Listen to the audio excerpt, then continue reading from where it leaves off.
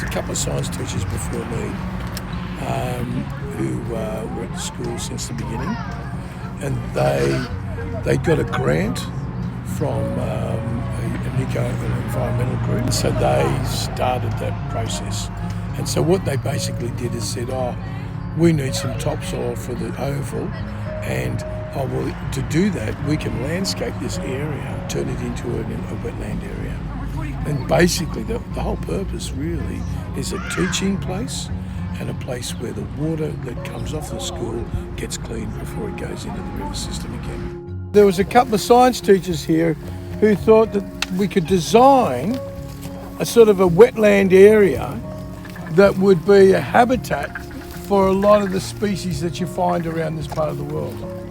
And so they had originally, so they dug they sort of had excavated the dam a bit more, then they created an island and then excavated it along this way so that there was a sort of like a shallow zone either side of the island and a deep zone beside the island. And the whole point of that was to create an environment where you could find birds and invertebrates and maybe even fish, right? But what they needed to do was make sure it didn't silt up. And so what they did is they had these channels that were sort of formed just on the edge of the school oval, and they came down, and you can see the water over there. They came down and they fed into this part of the wetlands up here on the eastern side, and then the water winds its way around and settles in this particular part over here, which is a swirl channel. And that's a deep pond there. What happens is that as the water moves down through here, it's carrying sediments, and as the sediments hit the deeper pond, the water slows down and the sediments fall out. And then you have fresh water or nice clean water coming through there and going into the main channel. And as you can listen now, and now we stop talking, the frogs stop, but you can hear the frogs, that squeaking noise. And there's a pobblebonk frog, and there's a squeaky noise, that's another frog, okay? So you can see here all the trees in this area have been planted since in the 30 years up to now. And what they're doing is they're trying to create a habitat for birds to find food and shelter in. You see all these reeds here, they all serve a particular purpose, and there was nothing here. Like 20 years ago, there wasn't anything. The only thing that was growing with those trees over there, it was all just grasslands, right? And then in all that time, we've just planted reeds, grasses, and these shrubs all around the place, trying to create a habitat for birds to enjoy. Well, yeah, so we refer to this as the Eastern Swirl Channel. One of the things that we did is that we built this path. Now, this path is made up of granite cracker dust. The reason why we did this is that when we used to come down here, if you were to go off this path, you would eventually end up 2 or 3 inches taller, because the mud that's off the path sticks to your feet and becomes very messy. So now we can actually come down here, even though it's wet now, we can still come here because you don't get mud from this path, okay? This is one of the things that we did. Now, so we've been doing all sorts of time, at different times we've planted in different spaces. The last plantings were that area over there, but we've planted all the way down that zone there. And interesting thing, this zone here, okay, we've got all these bulrushes growing here.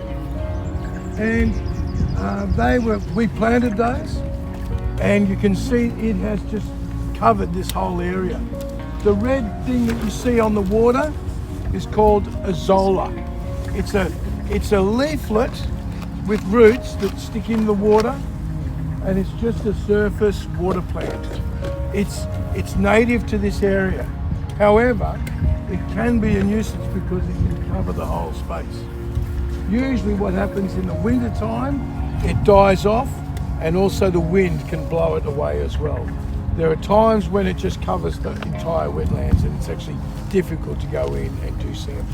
However, from here to the island, which you can't see, from here to the island, it's fairly shallow and all these things are growing there. these bulrushes, and they provide a fantastic habitat for some swamp hens that we have living in here. We've got a family of swamp hens, and we can't hear anything at the moment, but if you come down early in the morning, or if you come down quietly, you'll hear them. And if you come before school starts, you'll see the birds wandering around on the oval.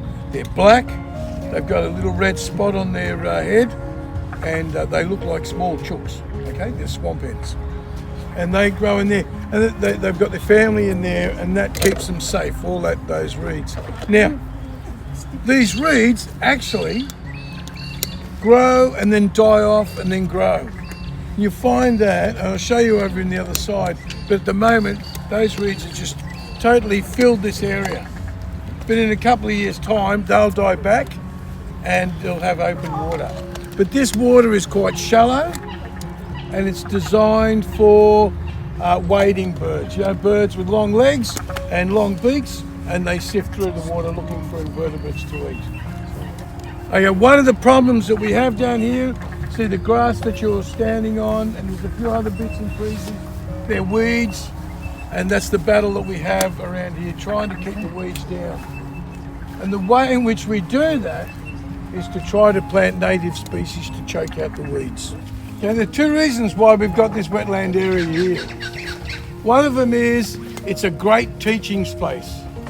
Okay, you can learn so much looking at environments and ecosystems by coming down here and doing a study. One of the things you find is that the native trees that we planted, they're there for a reason.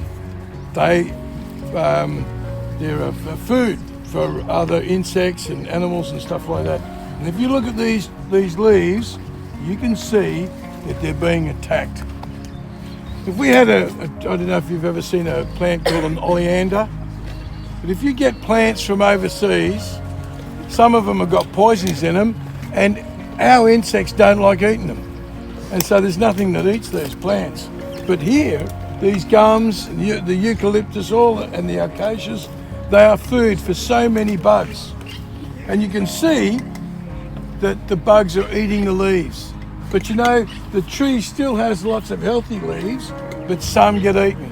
And if you look around, you'll see that on some of the trees here.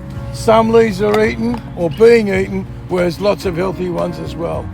The tree has that many extra leaves, it can survive with some of the leaves being eaten. And it means that it provides food and shelter for so many different birds and insects, all right? So you might think, oh, there's something attacking it. No, there's nothing attacking it. It's the way it should be.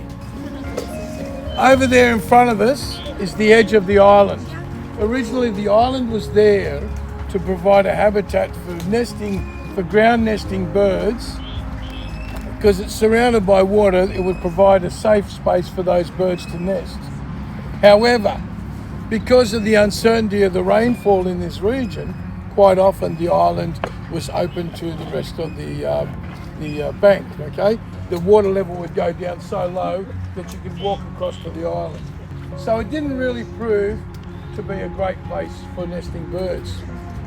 But one of an example of what we might do in the future is that because we have this environment, we also recognise that as people, we have a place in the environment as well. We don't want to destroy the environment, but we want to use it as well. And so one of the things that we might do is have a memorial park on that island. We'll see what happens if we can build a bridge so people can go there and maybe remember students who used to be in the past. Battle that we have with weeds, you can see down here, these are roses and they are a pest. Okay, a couple of years ago we pulled out a whole bunch of roses, and as you can see, they're back again. So it's one of those things that it's a constant battle until we get this area properly vegetated. It'll be one of those things we have to manage to keep the environment well.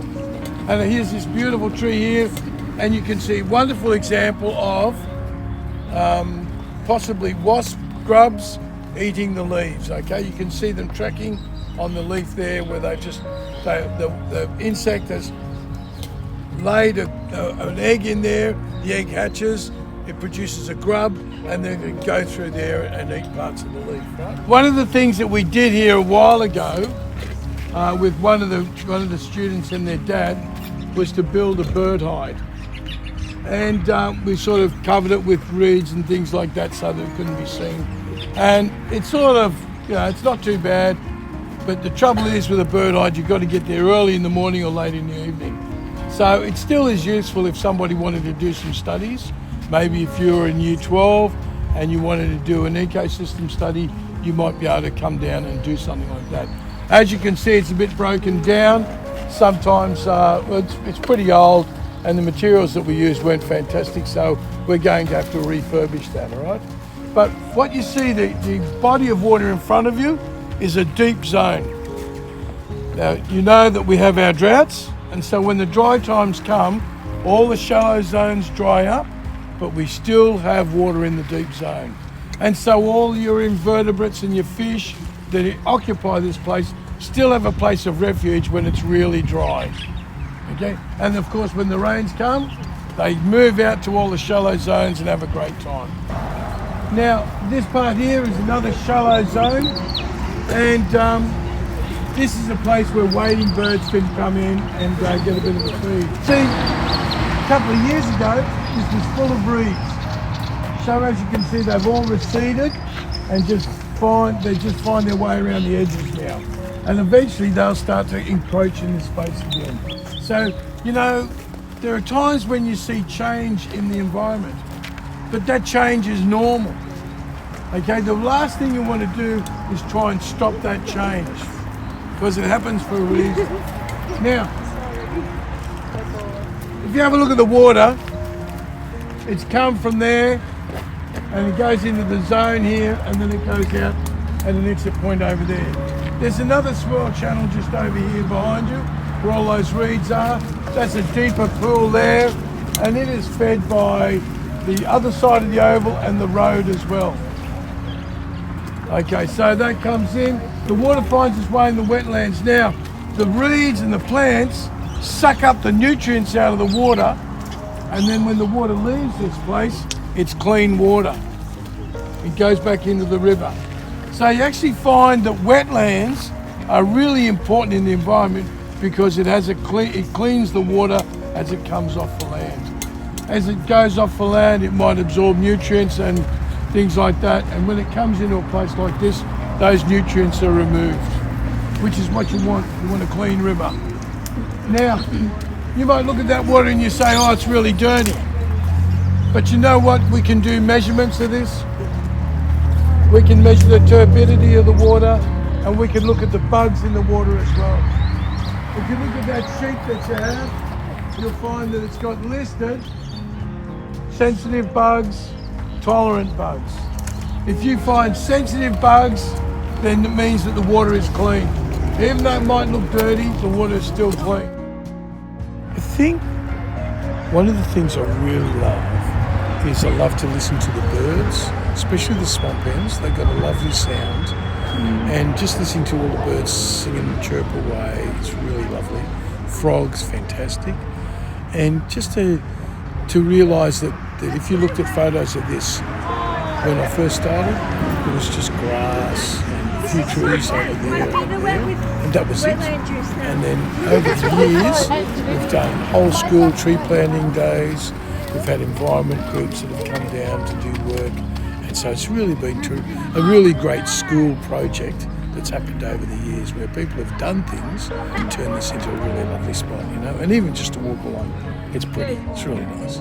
And I remember when we did this path, we had this whacker packer, and one of the guys had come along and dug the trench for the cracker dust, and then we laid it, with, just by hand, and then we had this whacker packer to take it down, and I'd be walking along there, and I had my two boys with me, they'd hang on to the whacker packer and you just walk along. So I've got a photo of that, and just that memory of just doing things with my young family and also with some of the senior students.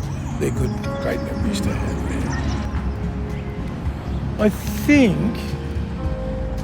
I don't know what I'd say that was great, but once we did see a tree frog, and that was really cool. And I think the swamp hens And every now and then you'd come past, when there's not too many people around, you'd come past and there'd be a spoonbill in there or a heron sort of flying around. That was great.